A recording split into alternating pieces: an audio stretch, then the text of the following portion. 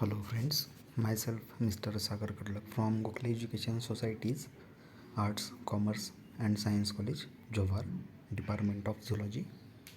Today in this video we are going to study and discuss about the environmental science and pollutions topic, water pollution. So this is the topic from semester 5, Zoology paper 5, TYBSc. So the topic, water pollution. Now, what is meant by water pollution?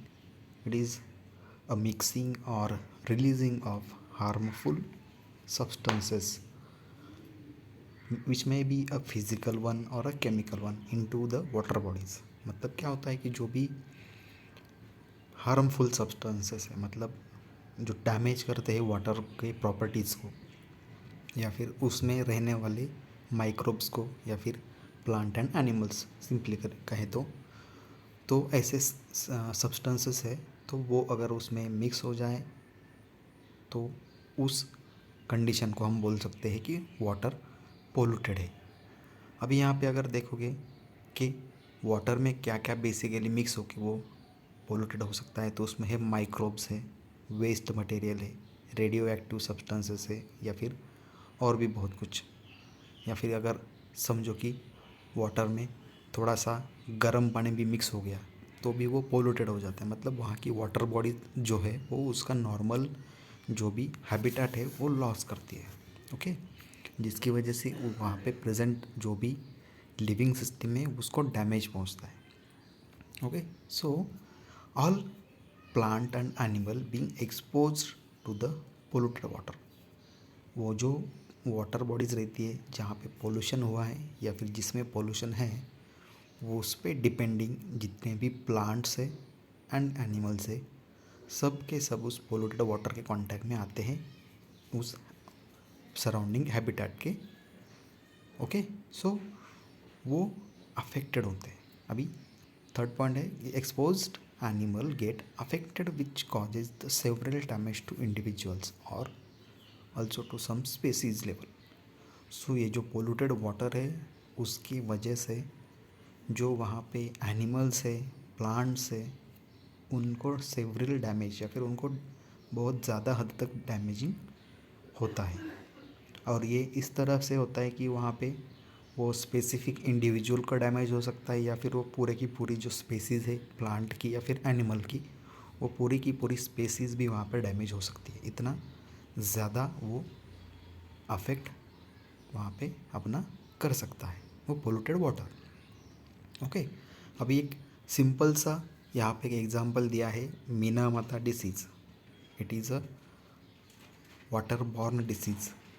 So this pollution in water also causes a water borne diseases.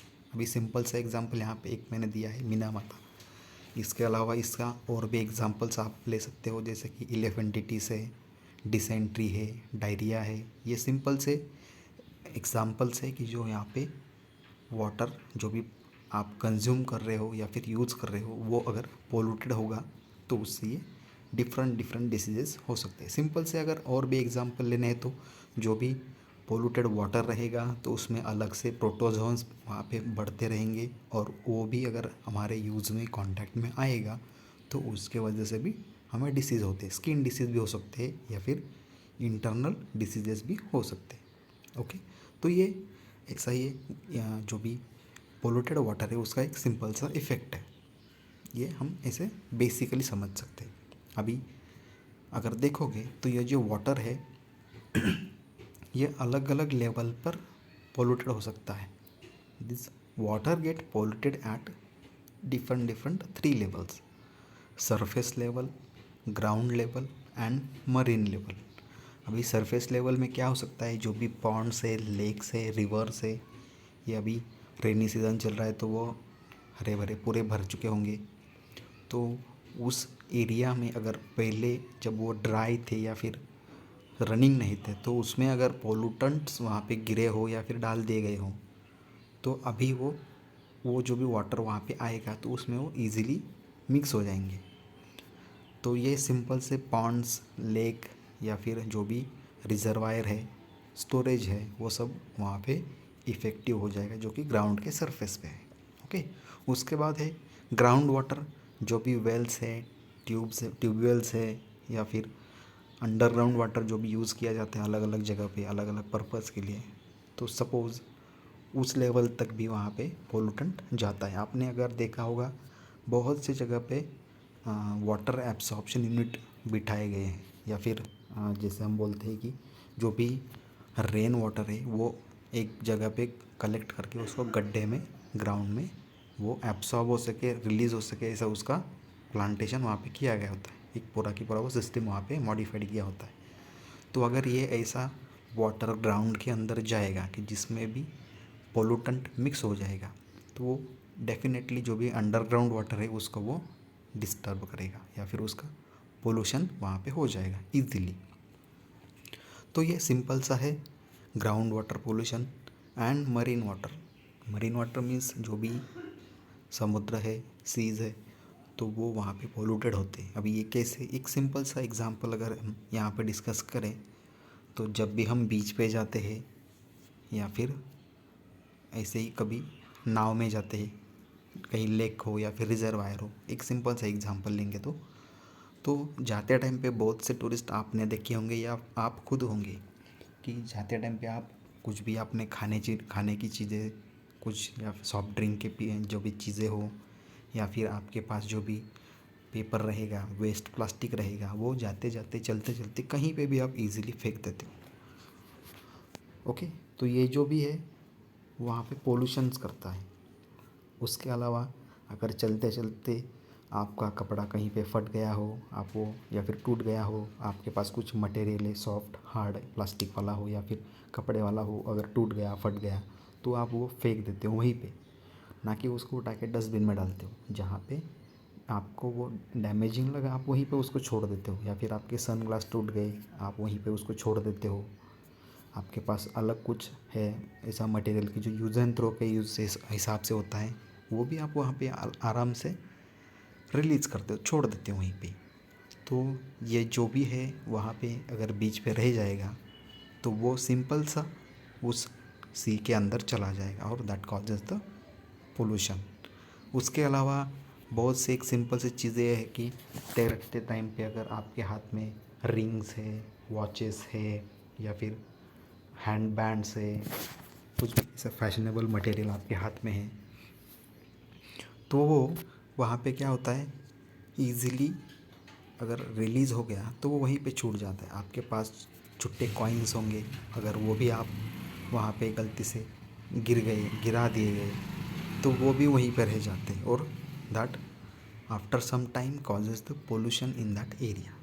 So this is the simple example of marine water pollution. So ये 3 type यहाँ पे basically है।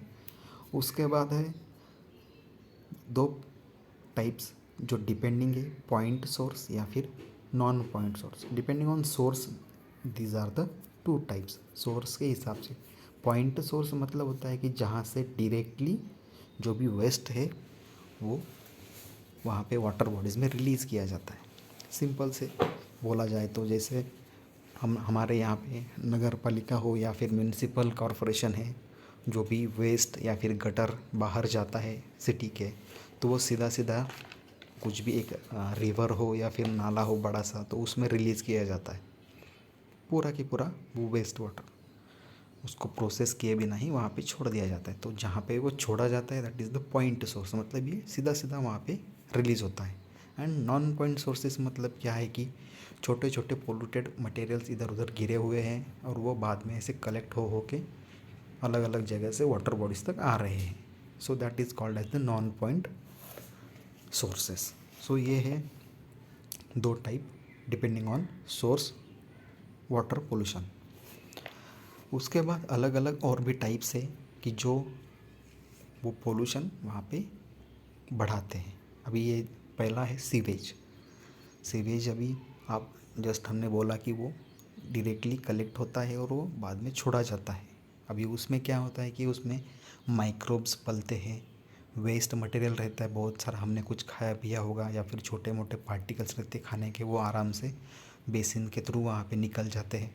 Sediment material रहता है, मतलब छोटे छोटे टुकड़े रहते हैं, बचा कुचा खाना रहेगा, फल रहेंगे या फिर और कुछ रहेगा, उसके छिलके रहेंगे, वो भी वहाँ पे निकल जाते हैं। या उसके अलावा रेडियो एक्टिव सब्सटेंसेस रहते हैं, या फिर हमारे जो भी डोमेस्टिक वेस्ट रहेगा या फिर वॉशेबल लिक्विड रहेगा, जैसे कि हम कुछ बर्तन कपड़े धोने के लिए सोप यूज़ करते हैं, शैम्पू यूज़ करते हैं, डिटर्जेंट यूज़ करते हैं, तो वो सब वहाँ पे ऐसा सिंपल सा वो सीवेज में निकल जाता है और वो बाद में वाटर बॉडीज़ के कांटेक्ट में आता है। तो ये सिंपल सा एक सीवेज डोमेस्टिक वेस्ट वहाँ पे हो जाता है। जो भी वेस्ट रहेगा वो पूरा की पूरा आएगा, बाद में कलेक्ट होके या फिर अलग अलग रूट से आएगा, और जहाँ पे भी वो वाटर बॉडीज़ में मिक्स होगा वहाँ का वाटर वो पोल्यूटेड करेगा। आप सिंपल से एक कंसिडरेशन करो, आप हर दिन में नहाते हो, एक बार सोप यूज़ करते हो, 2 दिन के बाद सपोज़ शैम्पू यूज़ करते हो, कपड़े धोने के लिए डिटर्जेंट रोज़ यूज़ होता है, तो ये जितना भी सोप या डिटर्जेंट का केमिकल है वो सीधा सीधा वाटर में हम रिलीज़ करते हैं। तो ये हर रोज़ का हर एक इंडिविजुअल का, फैमिली में 5 मेंबर है तो 5 मेंबर का हिसाब से वो आप कैलकुलेट करो कितना वाटर वहाँ पे वो रिलीज़ होता है सीवेज में, जो ऐसे डिटर्जेंट्स उसमें रहते हैं। उसके अलावा अगर वो आप जिस कॉलोनी में रहते हो, जिस अपार्टमेंट्स में रहते हो, उसका हिसाब करो, या फिर अपने एरिया का हिसाब करो, पूरे सिटी का करो, तो आपको समझ में आएगा कि कितना ज़्यादा ये सोप डिटर्जेंट वाटर में रिलीज़ होता है। तो ये इतना सारा वाटर जो सिंपल सा आपको ग्राउंड वाटर हो या फिर सीवेज हो, पॉइंट पोल्यूशन हो, तो वो सीधा सीधा वहाँ पे आप कर देते हो। तो ये एक एग्जांपल है। Okay, then the toxic waste. अभी ये टॉक्सिक वेस्ट कैसे आता था एक वाटर बॉडीज़ के कांटेक्ट में, तो जो भी इंडस्ट्रियल वेस्ट रहेगा वो इंडस्ट्रियल वेस्ट कहीं दूर जाके एक रिवर में छोड़ दिया जाता है, या फिर कहीं ऐसे गड्ढे में डाला जाता है कि जहाँ पे वो सीधे सीधे समझ में ना आए। ओके, और ये डाला जाता है इस हिसाब से कि जो प्रोसेस है उसको वो प्रोसेस किए बिना ही उसको छोड़ा जाता है, जिसकी वजह से वो हाई लेवल का टॉक्सिक और वेस्ट रहता है, और जिसके वजह से क्या होता है कि जो जो भी वाटर बॉडीज़ के कांटेक्ट में वो आएगा वहाँ पे सीवियर डैमेज करेगा। ओके, तो ये है। अभी इसमें एग्जांपल्स अगर हम कंसिडर करेंगे तो लीड है, मर्क्यूरी है, क्रोमियम है, ये ऐसे अलग अलग इंडस्ट्रियल वेस्ट मटेरियल वहाँ पे रिलीज़ किए जाते हैं, या फिर उसके अलावा उसमें पेट्रोलियम कंपोनेंट भी आ जाते हैं, तो वो वाटर बॉडीज़ के कांटेक्ट में जाके वहाँ पे पोल्यूशन करते हैं। ओके, सो ये है टॉक्सिक वेस्ट। उसके अलावा पेट्रोलियम वेस्ट है, ये जो एक टाइप है, अगर हम इसको कंसिडर करेंगे तो ये बहुत ज़्यादा डेंजरस रहता है। अगर आप एग्जांपल लोगे तो जैसे हम घर में छोटे बच्चों के लिए एक्सपेरिमेंट देखते हैं कि वाटर एंड ऑयल का जो भी सरफेस टेंशन है वो चेक करने के लिए, उसका डेंसिटी चेक करने के लिए, तो अगर हम दोनों को मिक्स करेंगे तो वाटर के ऊपर ये ऑयल ईजिली तैर जाता है, फ्लोट करता है। ओके, तो वैसे ही क्या होता है, जो भी ऑयल रहेगा, अपना कुकिंग ऑयल हो या फिर बाहर इंजन के ऑयल्स रहेंगे, तो वो ऑयल ड्रॉप इजीली ग्राउंड पे गिर जाते हैं कभी भी। या फिर सपोज़ इंजन का मेंटेनेंस, यहाँ पे जैसे हमने यहाँ पे लिखा है कि इंजन का मेंटेनेंस करते टाइम पे भी बहुत सारे ऑयल्स ड्रॉप ग्राउंड पे या फिर रास्ते पे गिर जाते हैं। तो क्या होता है, जैसे ही बाद में बारिश आएगा तो वो बारिश के साथ ये वाटर फ्लोट करते करते रिजर्वायर में या फिर वाटर बॉडी में जाके रुकेगा। ओके, तो जैसे ही वो वाटर बॉडीज़ तक जाएगा तो वहाँ पे क्या होता है, वो फ्लोट करता है, इस वाटर के सरफेस को कवर कर लेता है, जिसकी वजह से ना सनलाइट अंदर जा पाता है, ना ऑक्सीजन डिज़ोल्व हो पाता है वो वाटर बॉडीज़ में, और इसकी वजह से वहाँ पे पोल्यूशंस बढ़ता है। अभी अगर इंजन मेंटेनेंस की वजह से अगर यहाँ पे वो ऑयल होगा ग्राउंड पे आया हुआ, तो no doubt with that oil there will be another elements of the engine, मतलब इंजन के कुछ पार्ट्स के छोटे छोटे फ्रैगमेंट्स भी उसमें रहते हैं, मॉलिक्यूल्स भी रहते हैं, जो सीधा सीधा वाटर बॉडीज़ में ऑयल्स के साथ निकल जाते हैं, तो वो वहाँ पे अलग टाइप का पोल्यूशन हो जाता है, और पेट्रोलियम के साथ साथ मतलब एलिमेंटल पोल्यूशन भी होता है। तो ये पेट्रोलियम पोल्यूशन वहाँ पे वाटर में. Okay, so this is the one type of pollution, petroleum pollution. Then next one is the plastic, glass, paper, aluminium waste pollution. तो आपने कभी भी देखा होगा कि प्लास्टिक है कि जो वाटर पे आराम से फ्लोट करता है, and plastic is a major source of pollution in any kind of pollution type. अगर हम एयर पोल्यूशन की बात करें, अभी बात कर रहे हैं वाटर पोल्यूशन की, उसकी भी हो, या फिर सॉइल पोल्यूशन की भी बात करेंगे बाद में, तो उसमें प्लास्टिक, ग्लास मेजरली हमें फाइंड आउट होगा कि जो पोल्यूशन कॉज है. अभी इसमें क्या होता है कि हमें पता है कि प्लास्टिक का जो हाफ लाइफ पीरियड है वो बहुत ज़्यादा सालों तक है, जिसकी वजह से वो डिग्रेड भी नहीं हो पाता, और जैसे जैसे वो होता जाता है तो वो केमिकल्स वो ईज़िली सॉइल में हो या वाटर में हो रिलीज़ करता जाता है. अभी कुछ साल पहले एक रिसर्च में भी फाइंड आउट हुआ है कि आप जो भी प्लास्टिक के बॉटल में वाटर रख कर पीते हो, तो जो भी वो प्लास्टिक है वो छोटे छोटे मॉलिक्यूल्स माइक्रो लेवल में वो वाटर में रिलीज़ करता है, और वही वाटर आपसे पिया जाता है. मतलब वो प्लास्टिक आपके बॉडी में निकल जाता है. प्लास्टिक यानी कि वो जिससे बना है वो केमिकल. तो यही प्रॉब्लम है कि जो धीरे धीरे प्लास्टिक वाटर बॉडीज में जमा होता है सॉलिड लेवल पर, तो वही सब वहाँ पे डैमेज करता है. जैसे अभी यहाँ पे एग्जांपल्स दिया है बिस्फिनॉल ए या फिर पॉलीब्रोमिएटेड डाइफिनिल ईथर. ये केमिकल्स है कि जो प्लास्टिक बनाने में यूज़ होते हैं. तो ये केमिकल्स वहाँ पे प्लास्टिक से रिलीज़ होते हैं और वहाँ पे जो भी वाटर बॉडीज़ है उसको डैमेज करते हैं. अब ये केमिकल्स है तो नो डाउट ये हाई लेवल पे वहाँ पे डैमेज करेंगे. ओके, उसके बाद है एग्रीकल्चरल वेस्ट, जो कि वाटर को पोल्यूटेड करते हैं. अभी ये वेस्ट नहीं बोल सकते, बट एग्रीकल्चरल प्रोडक्ट्स है कि जो इजीली वाटर बॉडीज़ को डैमेज करते हैं. Not only water bodies, but वहाँ पे जो भी हैबिटेट रहेगा वो पूरा की पूरा वो डैमेज करने की कैपेसिटी वहाँ पे रखते हैं. अभी इसमें आते हैं पेस्टिसाइड से, फंजीसाइड से, फर्टिलाइज़र से, ग्रोथ रेगुलेटर से, हर्बिसाइड से. ये सारे के सारे केमिकल्स अलग अलग पर्पज़ के लिए यूज़ होते हैं. जैसे कि पेस्टिसाइड से पेस्ट को किल करने के लिए, फंगस को किल करने के लिए फंजीसाइड से, फर्टिलाइज़र से जो प्लांट को न्यूट्रिएंट्स प्रोवाइड करने के लिए दिए जाते हैं, ग्रोथ रेगुलेटर प्लांट अच्छे से और जल्दी से ग्रो हो इसके लिए, हर्बिसाइड से बहुत सारे अनवांटेड प्लांट है उसको किल करने के लिए. अब ये खाली प्लांट पे छिड़का जाता है, बट साथ में क्या होता है वो जो भी ओपन स्पेस लैंड रहेगा उस पे भी वो रिलीज़ होता है या फिर स्प्रे हो जाता है.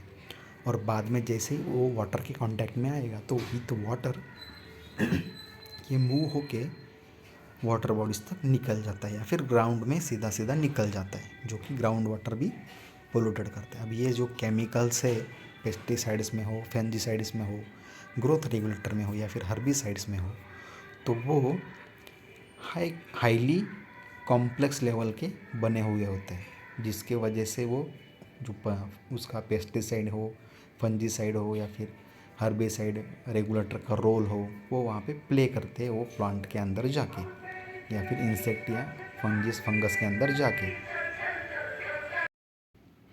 तो ये सब ऐसे केमिकल्स है कि जो इजीली वाटर बॉडीज़ वहाँ पे डैमेज करते हैं, पोल्यूटेड करते हैं. सो इन दिस वीडियो बस ये हम इतना ही यहाँ पे डिस्कस करने वाले हैं कि अलग अलग सोर्सेस है कि जो वाटर को पोल्यूटेड होने के लिए रिस्पॉन्सिबल रहते हैं. Okay, thank you. इसमें अगर आपको कुछ प्रॉब्लम होगा तो आप मुझे व्हाट्सअप कर लीजिएगा. Okay, thank you.